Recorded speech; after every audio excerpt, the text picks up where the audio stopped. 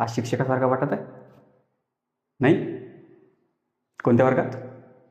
काही पण कर. नमस्कार. आता आपण पेशीय श्वसन सेल्युलर रेस्पिरेशन हा टॉपिक पाहणार आहोत. बघा, रेस्पिरेशनचे दोन प्रमुख भाग आहेत.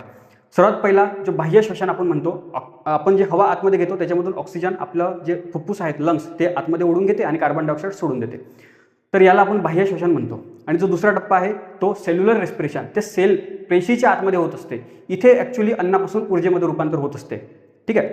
अन्न कोणतं? ग्लुकोज. सर्वात छोटा मॉलिक्यूल अन्नाचा ग्लुकोजच असतो.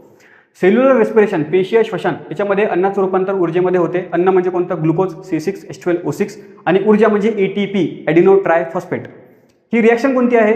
तर बघा, हा ग्लुकोजचा मॉलिक्यूल त्याच्यामध्ये ऑक्सिजन मिळाला की कार्बन डायऑक्साईड आणि पाणी H2O हे तयार होतात आणि सोबत ATP ऊर्जा तयार होते. किती? 30 ATP एवढी ऊर्जा मिळत असते. एका ग्लुकोजपासून 30 ATP. लक्षात. परंतु हे एका टप्प्यामध्ये होत नाही, हे पण वेगवेगळ्या टप्प्यामध्ये होते. प्रमुख 3 टप्पे आहेत त्याचे. आता हे कुठे होते? तर पेशीच्या आतमध्ये होते. पेशीच्या आतमध्ये भरपूर सारे पेशी अंगके असतात. त्यापैकी एक अंगक म्हणजे कोणता? तर तंतुकणिका, मायटोकॉन्ड्रिया. आणि हे जे पेशीच्या आतमध्ये एक द्रव असते, चिकट द्रव असते, त्याला आपण सायटोप्लाझम म्हणत असतो. तर ग्लुकोज जेव्हा पेशीच्या आतमध्ये जाते, सायटोप्लाझममध्ये जाते, तर तेव्हा त्याचे 2 तुकडे होते, 2 पायरुवेटमध्ये रूपांतर होते. तर त्या रिॲक्शनला ग्लायकोलिसिस असं म्हणत असतात. पहिला टप्पा कोणता आहे? पहिल्या टप्प्याचं नाव आहे ग्लायकोलिसिस. ठीक आहे. तर ग्लायकोलिसिसमध्ये काय होते?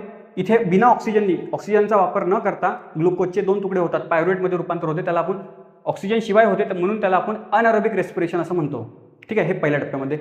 त्याच्यानंतर काय होते? ग्लुकोजचं 2 पायरुवेटमध्ये रूपांतर होते, C3H3O3 पायरुवेटचा फॉर्म्युला. सोबत 2 ATP ऊर्जा पण मिळत असते. सोबत त्याच्या NADH हा सुद्धा ऊर्जेचाच एक मॉलिक्यूल आहे, परंतु त्याचं रूपांतर पुढे ATP मध्ये होते, ते आपण पाहू पुढे.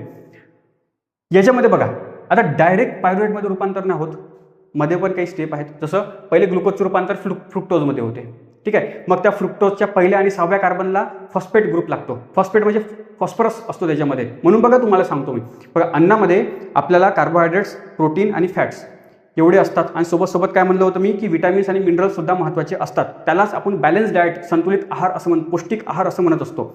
तर जे मिनरलपैकी एक मिनरल फॉस्फरस असतो, तो इथे कमी पडतो. लक्षात. तर अशा प्रकारे फॉस्फेट लागल्यानंतर मग त्याचे 2 तुकडे होतात पायरुवेटमध्ये. ते हे मधल्या स्टेज आहे त्याच्या. ठीक आहे. याच्यावरती प्रश्न आलेला आहे म्हणून तुम्हाला हे सांगतोय मी.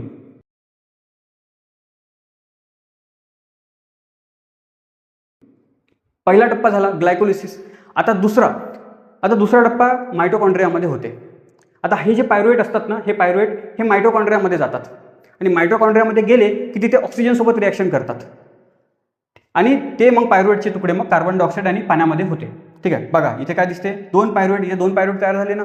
2 पायरुवेट सोबत ऑक्सिजन रिॲक्शन करतो आणि कार्बन डायऑक्साईड आणि पाणी बनवतो. सोबत किती ATP? 30 ATP एवढी ऊर्जा इथे बनवत असतो. सोबत NADH आणि FADH2 हे सुद्धा ऊर्जेचे मॉलिक्यूल बनत असतात. ते पुढे मग ATP मध्येच रूपांतर होते. ते त्याला मिळूनच मी म्हणत आहे एवढं 30 ATP. ठीक आहे. हा झाला दुसरा टप्पा. याचं नाव काय आहे? याचं नाव आहे क्रेब सायकल. पायरुवेटचं रूपांतर कार्बन डायऑक्साईड आणि पाण्यामध्ये होते, त्याला क्रेब सायकल म्हणतात. त्याच प्रकारे दुसरं नाव आहे सायट्रिक ॲसिड सायकल. पहिल्या टप्प्याचं नाव ग्लायकोलिसिस, दुसऱ्या टप्प्याचं नाव क्रेब सायकल किंवा सायट्रिक ॲसिड सायकल.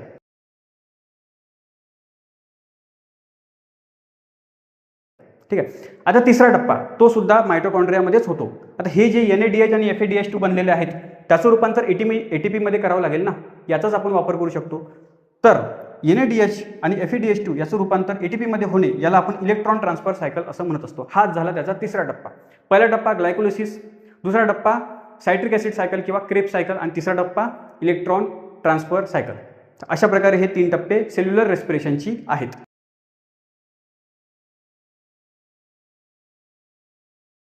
ठीक आहे. बस एवढंच होतं, आणखी काही नाही आहे. हे जो मायटोकॉन्ड्रिया त्याला power house of the cell का बरं म्हणतात? कारण तिथे पॉवर तयार होतो. ठीक आहे. तिथे ऊर्जा तयार होत असते. त्याचे स्वतःचे रायबोझोम असतात, स्वतःचे DNA असतात. लक्षात. धन्यवाद.